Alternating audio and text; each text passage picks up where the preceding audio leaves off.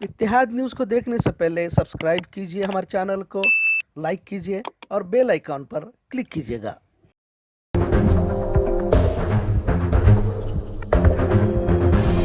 कि मुसलमानों को मारने के लिए तलवार की आवश्यकता नहीं होगी, क्योंकि अब तलवार से आपसे वो मरेंगे भी नहीं। तलवार से नहीं मरने वाले हैं वो। आपको टेक्निक में उनसे बहुत आगे जाना होगा। वो बहुत अच्छे हथियार लिए हुए बैठे हैं। हथियार उठाए बिना धरती की कोई कौम ना तो बच सकती है और ना ही कभी बचेगी। 40 करोड़ की इकोनॉमी है वो, 40 करोड़ आदमियों की। तुम 100 करोड़ हो, तुम्हारे यहां बच्चे नहीं है। आर्थिक ताकत अब उनके पास चली गई और तलवारों की बात भूल जाओ। तलवार केवल मंचों पर दिखाने के काम आने वाली है। लड़ाई में जीतता वो है जिसके हथियार शत्रु से ज्यादा ताकतवर होते हैं। अस्सलाम वालेकुम रहमतुल्लाहि व बरकातहू। इत्तेहाद न्यूज़ में आप सभी का खैर मकदम है। अब बात बहुत आगे बढ़ चुकी है और बढ़ती नजर भी आ रही है। आपने अभी शुरुआत में महज यती नरसिम्हानंद सरस्वती के बयान के कुछ ही जुमले सुने हैं। ये जुमले एक इजलास में कहे गए हैं। इजलास हरिद्वार में रखा गया था। 17 दिसंबर से 19 दिसंबर तक रखा गया था। अगर आप इसे खुले मैदान में बड़ा पंडाल लगाकर धर्म संसद के नाम पर रखा ये इजलास, अगर यूं कहा जाए कि आतंकवाद को बढ़ावा देने वाला ये इजलास धर्म संसद नहीं बल्कि अधर्म को बढ़ावा देने वाला इजलास कहा जाए तो गलत ना होगा, जिसमें खून खराबा महज मार काट की बात की गई। क्या आप जानते हैं कि किसे मारने काटने की बात कही गई? तो भारत के मुसलमानों के कत्ले आम पर खुलकर बोला गया। अपने आप को बड़े बड़े महंत संत समझने वालों ने मुसलमानों को काटने और मारने की बात करते हुए कैसे मुसलमानों का सफाया किया जाए, इस पर बयानों की बौछार लगाई। सामने बैठी भीड़ भी इस पर तालियां पीट रही थी। सबसे ताज्जुब की बात तो यह है कि पुलिस ने अब तक किसी पर भी मुकदमा दर्ज किया है और ना ही किसी की गिरफ्तारी हुई है। तो सवाल यही उठता है कि क्या इस तरह के इजलास हुकूमत के कहने पर किए जा रहे हैं? शायद ही किसी ने मुसलमानों के कत्लेआम पर ना बात की हो। आतंकवाद को बढ़ावा देने वाले इस धर्म संसद पर कोई कुछ भी बोलने को तैयार नहीं। जहां छोटी सी फेसबुक पोस्ट पर हरकत में आने वाली पुलिस कहीं पर भी नजर नहीं आई। खुलेआम बंदूक, तलवार, चाकू, छुरी और कत्लेआम पर इस तरह खुलेआम ऐलान करना आखिर किस तरफ इशारा करता है? यकीनन महंगाई, बेरोजगारी से अवाम परेशान है। ऐसा लग रहा है कि कहीं तो भाजपा का तख्त हिल भी रहा है। लिहाजा इसे धर्म के तशद्दुद के जरिए ही बचाया जा सकता है। आने वाले चुनाव में जहरीली तकरीरें कामयाब कर सकती हैं और शायद इसी के मद्देनजर धर्म संसद का नाम इस्तेमाल कर उत्तराखंड के हरिद्वार में 17 दिसंबर से 19 दिसंबर तक ये इजलास रखा गया था और इसका एहतमाम किया गया था, जिसमें सब कुछ अपवित्र था, सब कुछ धर्म संसद के खिलाफ था। कट्टर, जहरीले और हिंदुत्ववादी संगठन के पैरोकारों ने लगातार 3 दिनों तक मुस्लिम माशरे के खिलाफ दहशत और जहर की ऐसे बातें कही जो संविधान यानी आईने हिंद के खिलाफ तो थी ही, साथ में दुनिया के किसी भी धर्म के उसूलों के खिलाफ थी। इस बैठक में खुल्लम खुल्ला मुस्लिमों के कत्ल गारतगिरी का ऐलान किया गया। वैसे तो बहुत कुछ बोला, आखिर काम कौन इस इजलास में शरीक थे? इसमें हिंदुत्व से जुड़ी नाम गिरामी हस्तियां शामिल थी।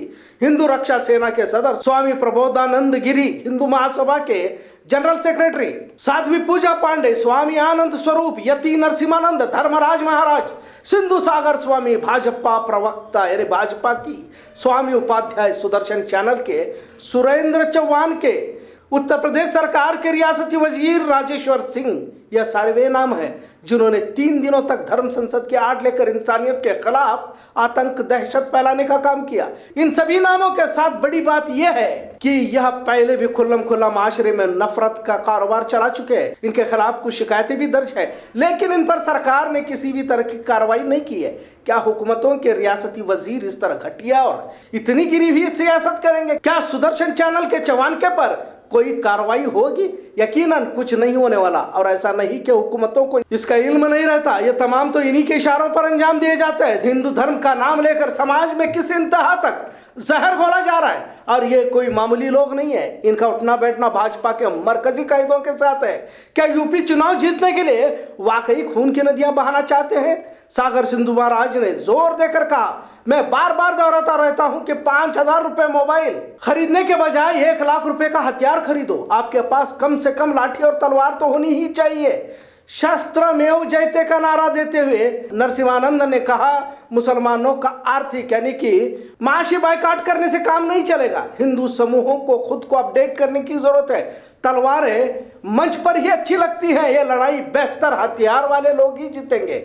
आनंद स्वरूप महाराज ने कहा, हिंदू राष्ट्र बनाने के लिए अकलियतों के खिलाफ 1857 से भी भयानक जंग छेड़ेंगे। बिहार के धर्मराज महाराज ने कहा कि अकलियतों की हिमायत करने वाले मनमोहन सिंह के सीने में 6 गोलियां उतार देता, जैसे गोडसे ने उतारी थी। इसी तरह हिंदू महासभा के अन्नपूर्णा ने कहा कि 100 सैनिकों की जरूरत है जो 20 लाख लोगों को मार सके। और भी बहुत कुछ इसमें खुलेआम बका गया, लेकिन सभी खामोश हैं, जैसे इन्हें सांप सूंघ गया हो। दरअसल में ये इजलास ही हिंदुओं के नाम पर हिंदू धर्म के खिलाफ था, तो यहाँ के आवाम का पहला फर्ज था कि ऐसे जहरीले इजलासों की मुखालफत करे। और वैसे भी पुलिस आईबी तो छोटे छोटे इजलासों में जाकर बैठती है, तमाम तफसीलात लेती रहती है और कार्रवाई भी करती है। पुलिस खुद की जानिब से भी मुकदमे दायर करती है, लेकिन यहाँ पर यह खामोश तमाशा ही नजर आ रहे हैं। इस वक्त कहाँ गई थी ये पुलिस, या हुकूमत के इशारे पर जाने की हिम्मत नहीं कर पाई? ये तमाम बातें इसलिए भी जरूरी है क्योंकि जल्द कर्नाटक में भी चुनाव होने जा रहे हैं, और आज ही मजहब तब्दीली कानून को खास मौसम सरमा इजलास में यानी कि अधिवेशन में रखकर बेलगाम में पास किया गया। तो कहीं पर कर्नाटक भी यूपी की नहज पर चल रहा है। शुमाली हिंद का यूपी कर्नाटक को बनाने का भाजपा का मंसूबा है। तभी तो आज ईश्वरप्पा ने कहा कि अगर हमें आरएसएस के एजेंडे पर चल रहे हैं कहा है, तो सच है, हम आरएसएस के ही एजेंडे पर चल रहे हैं और उस पर ही अमल कर रहे हैं, ऐसा खुलकर कहा। कर्नाटक में चर्च पर हमलों में इजाफा हो रहा है, तो मुसलमानों को भी किसी न किसी बहाने हिरासा करने की कोशिश की जा रही है। मुस्लिम समाज की बेहिसी पर कितना भी रोए कम है। इन्हें अतराफ में क्या चल रहा है इसका कुछ भी इल्म नहीं रहता। इनकी दुनिया ही इनकी जिंदगी है। बड़ा अफसोस होता है कि कैसे कैसे मंसूबे बनाए जा रहे हैं, लेकिन ना तो मस्जिदों में हालात हाजरा पर बयानात, ना हालात हाजरा पर तबसरा। क्या पढ़ने से कितनी लाख नेकियां मिलती है, इसी हिसाब किताब में इनकी जिंदगियां गुजर रही है। कोई सियासी कायद आगे बढ़कर इस मिल्लत की रहनुमाई के लिए तैयार नहीं।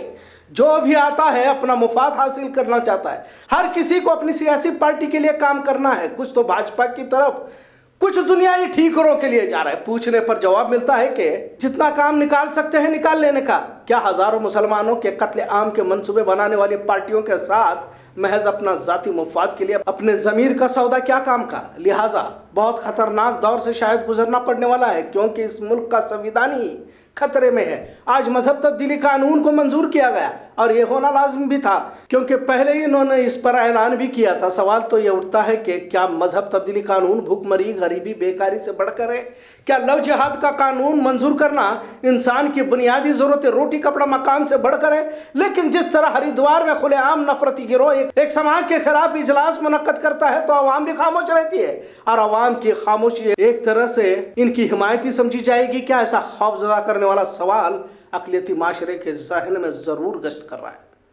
इत्तेहाद न्यूज़ देखने के लिए शुक्रिया। अल्लाह हाफिज। मोबाइल 5000 वाला भी चल जाएगा, लेकिन शस्त्र कम से कम 1 लाख रुपए वाला तुम्हारे पास होना चाहिए।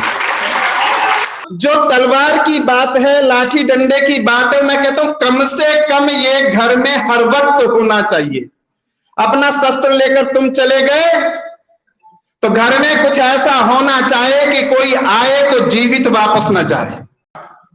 ये हमारे पीएम साहब जब संसद में बोले थे, और जब मैंने पढ़ा था ना पेपर में, तो हुआ मन में कि काश मैं भी सांसद होता और हाथ में रिवॉल्वर होता और मैं नाथूराम हो जाता और अपनी 6 की 6 गोलियां मैं मनमोहन सिंह के छाती में मैं लगा देता। अब देरी नहीं है। अब ये बात इतने अंतर है, या तो खुद मरने को तैयार रहो या मारने को तैयार रहो, दूसरा कोई विकल्प नहीं है। लेकिन 2029 में मुसलमान प्रधानमंत्री आप सब लोग नहीं बनने देंगे, ऐसी वचनबद्धता दे। अपने काम को इतना सक्षम बनाए, इतनी अपनी आबादी को आगे बढ़ाए और मार दें। इनकी जनसंख्या को अगर खत्म करना है तो हम मारने को तैयार है, जेल में जाने को तैयार है।